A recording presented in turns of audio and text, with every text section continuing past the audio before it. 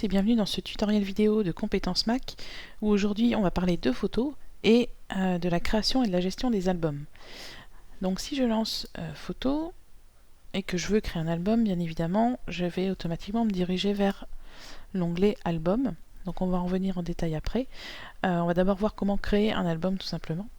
Donc je retourne sur mes photos et là au lieu de sélectionner les photos, je vais pouvoir directement cliquer sur le bouton plus. Donc comme vous le voyez, les photos sont entourées de bleu, donc sont sélectionnées. Et je vais pouvoir ajouter ce moment à un album ou un album intelligent. Donc je vais faire album et je vais pouvoir choisir soit un nouvel album, donc là je vais créer un nouvel album, ou soit ajouter ces photos à un album existant. Donc je vais choisir nouvel album, donc par défaut il prend le nom du lieu et la date. Et moi, je vais lui donner le nom de mon chat. Donc voilà, Capi, ok. Je vais aller dans l'album. Et donc là, je vois que l'album Capi est bien présent et a bien été créé. Je vais pouvoir définir une photo clé pour illustrer l'album. Donc je vais prendre celle-là par exemple. Je vais faire un clic droit et je vais choisir marquer comme photo clé. Je reviens en arrière. Et donc c'est la photo que j'ai choisie qui illustre bien l'album. Au fur et à mesure que vous allez créer des albums, vous allez pouvoir les réorganiser comme bon vous semble. Donc il suffit de les faire glisser à l'endroit désiré. Lorsque vous êtes dans un album, et c'est là le gros avantage des albums par rapport à la section photos qu'on a vu dans un tutoriel précédent, c'est que vos photos au sein d'un album, vous allez pouvoir les ranger, les classer manuellement, en vue par exemple de faire un diaporama, et vous allez donc pouvoir les trier par titre, du plus ancien au plus récent, ou du plus récent au plus ancien. Donc bien sûr, il se basera sur la date des photos. On va revenir sur la section album, puisque vous voyez ici en haut, vous avez des albums qui sont créés automatiquement par photo. Donc vous avez toutes les photos, donc ça regroupe toutes les photos de votre photothèque. Vous avez visage qu'on a vu dans le tutoriel précédent. Les favoris, donc ce sont les photos sur lesquelles vous avez ajouté le petit cœur, comme sur l'iPhone ou l'iPad en fait. Je vais vous montrer. Donc si je retourne dans l'album là, je vais, voilà, vous voyez, vous avez un petit cœur ici en haut à gauche, donc il suffit de cliquer dessus. Donc cette photo est marquée comme favorite. Et si je retourne dans l'album favori, je retrouve bien la photo que je viens de sélectionner. Donc ça c'est un moyen super simple de regrouper vraiment vos photos préférées.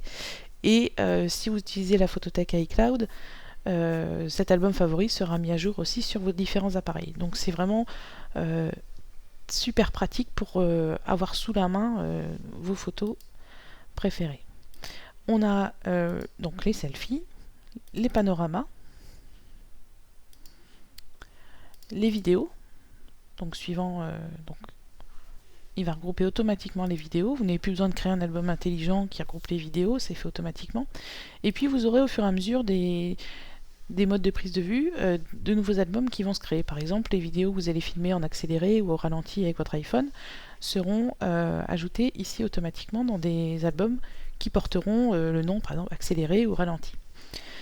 Voilà, donc cette partie supérieure est générée automatiquement, donc vous ne pouvez pas ni les déplacer ni les supprimer.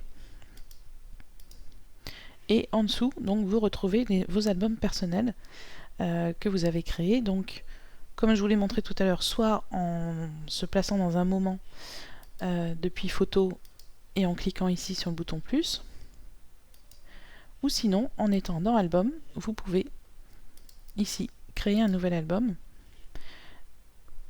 Donc on va l'appeler test. Et là, il va nous demander de sélectionner les photos désirées à ajouter à l'album. Donc par exemple, je vais prendre ces trois-là et je vais faire ajouter. Voilà, une fois que c'est terminé, je reclique sur album et je retrouve mon album test. Donc les albums sont vraiment très pratiques, notamment si vous voulez créer des livres, des calendriers, etc. C'est très intéressant de regrouper d'abord les photos que vous voulez trouver dans ce produit dans un album, et ensuite quand vous créerez un livre ou un calendrier ou tout autre produit, vous pourrez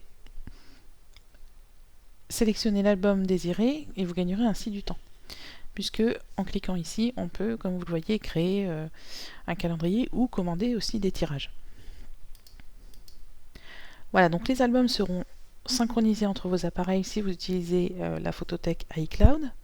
Et comme je vous l'ai dit, donc l'avantage principal, c'est de pouvoir réorganiser vos photos dans l'ordre que vous souhaitez.